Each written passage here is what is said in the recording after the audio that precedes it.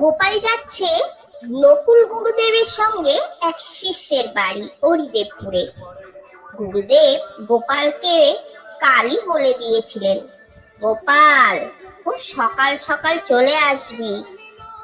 কিন্তু গোপাল এখনো এসে পৌঁছলো না। সকাল হয়ে গেল, গোপলাটা তো এখনো এলো না। বেটা সব কাজে দেরি। কাল বারবার বলে দিয়েছিলাম, গোপাল সকাল সকাল চলে আসিস, না হলে পৌঁছতে পৌঁছতে বেলা গড়িয়ে যাবে। দেখো এখনো আসার নাম আছে? কখন যাত্রা করব, সেখানে পৌঁছতে তো গুরুদেব, দেরি হয়ে যাবে। গুরুদেব, আমি গোপাল এসে গেছি গুরুদেব। কোনো চিন্তা করতে হবে না, আমি এসে গেছি ঠিক। গুরুদেব, এই যে আমি এসে গেছি গুরুদেব।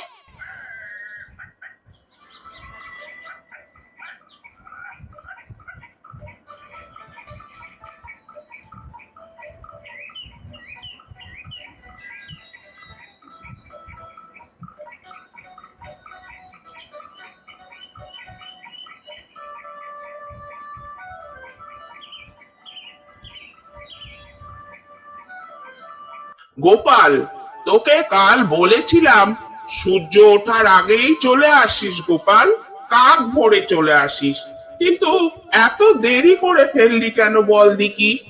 এখন যেতে যেতে কত বেলা হয়ে যাবে বলতো? জানিস তো আমি সপাকে রান্না করে তবে খাই। সেখানে যাব, রান্না করব, তারপর তো খাওয়া দাওয়া হবে। কাল রাতে ঘরে গিয়ে খাওয়া দাওয়া করে জাবনা কাটতে হয়েছিল রাতে। গরুর কোনো জাবনা ছিল না, মা বললো যাওয়ার আগে দুখান জাবনা কেটে দিয়ে যা। সেই জাবনা কাটতে কাটতে অনেক রাত হয়ে গেছিল, তাই ঘুম থেকে উঠতে একটু দেরি হয়ে গেল গুরুদেব। আর কখনো এরকম হবে না।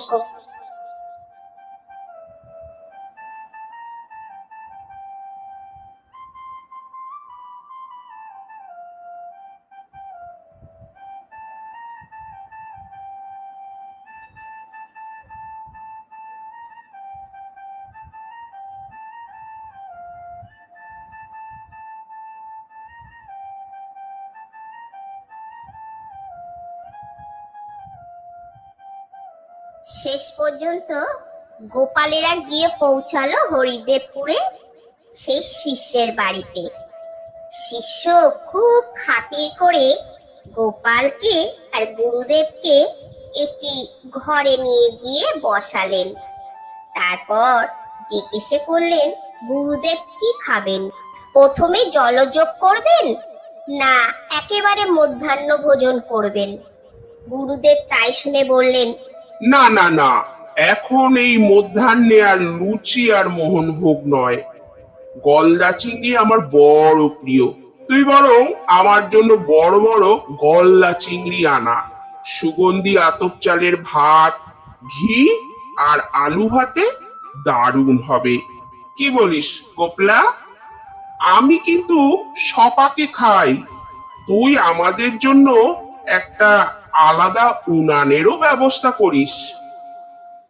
সে সমস্ত কিছু ব্যবস্থা করে দিল এবং গুরুদেব সপাকে নিজের হাতে রান্না করলেন এবং তার মধ্যে সেই শিষ্য এসে মিষ্টান্ন পানও দিয়ে গেল। গুরুদেব দুজনের ভাত বেড়ে গোপালকে বলল বসে পড়তে, আর নিজে গেল হাত মুখ ধুতে। বলল, গোপাল আমি হাত মুখটা ধুয়ে আসি, তুই বরং শুরু করে দে।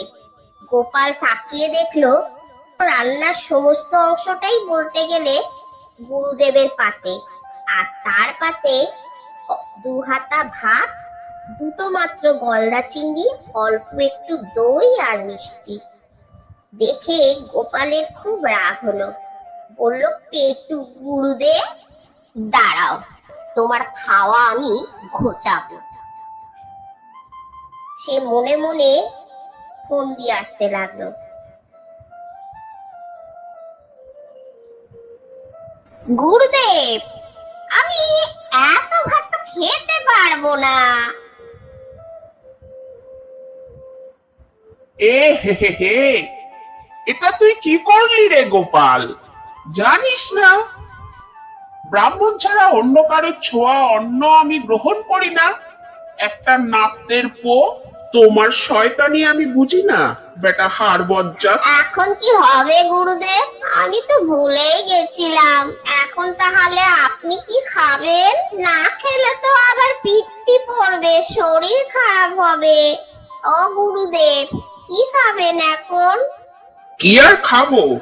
এই দই আছে, মিষ্টি আছে, এখন এই খেয়েই থাকতে হবে। এছাড়া তো আর কোনো গতি নেই, কিছু করার নেই।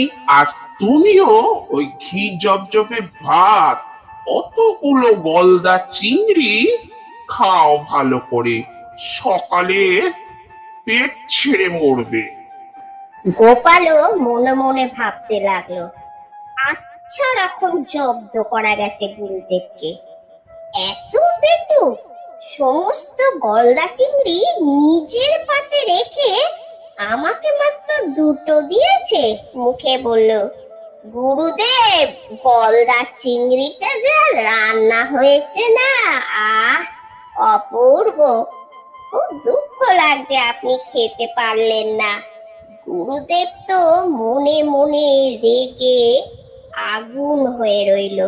কত আশা করে গলদা চিংড়িটা রান্না করলো, শেষ পর্যন্ত সবগুলো গেল এই নচ্ছারের পেটে।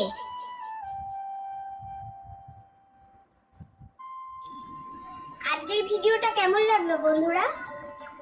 ভালো লাগলে অবশ্যই কমেন্ট করে আমাকে জানাবেন। লাইক শেয়ার করতেও একদম ভুলবেন না। তাহলে আবার দেখা হচ্ছে নেক্সট ভিডিওতে।